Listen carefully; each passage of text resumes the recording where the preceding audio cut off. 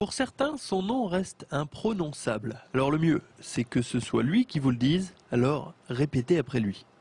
Bonjour, alors je m'appelle Fabrice Mokotemapa. Mokotemapa, M-O-K-O-T-2-E-M-A-P-A. Voilà pour les présentations avec donc le basketteur Dria, recruté cet été par le BCSA.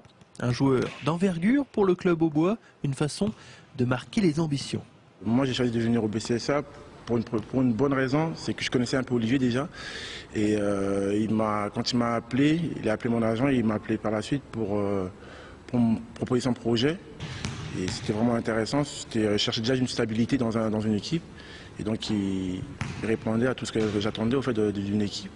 Donc je me suis dit pourquoi pas poser mes valises au BCSA et puis être dans un projet déjà cette année de maintien et voir par les années à venir, pourquoi pas monter en National 2. Il faut dire que Fabrice Mokotemapa n'est pas vraiment un basketteur comme les autres, puisque son parcours est vraiment atypique. Ben, j'ai commencé le basket vachement tard au fait. J'ai commencé, contrairement à la plupart de mes collègues, même quand je jouais en pro, tout ça, qui ont commencé la pratique de basket à 7, 8, 9 ans, ils sont beaucoup plus jeunes même. Moi j'ai commencé le basket à l'âge de 16 ans. Ma première licence, j'ai fait à 16 ans à Coulommiers en Seine-et-Marne. Donc moi j'étais d'une famille de footballeurs. Mon grand-père qui était sélectionneur de l'équipe nationale de mon pays, République africaine. Et je suis arrivé au basket comme ça avec des amis, je jouais et puis ça m'a vraiment plu et puis je suis resté depuis quoi.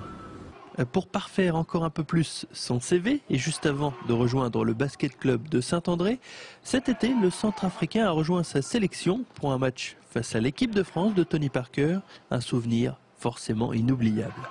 On a eu l'occasion de jouer contre l'équipe de France, qui était aussi en préparation pour la Coupe d'Europe, qui s'est déroulée cet été aussi. Donc on les a joués à Vichy.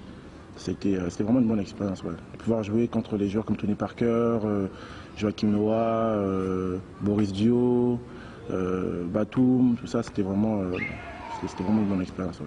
Avec un meneur de jeu scoreur tel que Fabrice Mokotemapa, le BCSA peut peut-être se fixer de nouveaux objectifs pour cette saison. En tout cas, avec un tel artiste à la baguette du jeu de Dria, on ne risque pas de s'ennuyer et c'est déjà ça.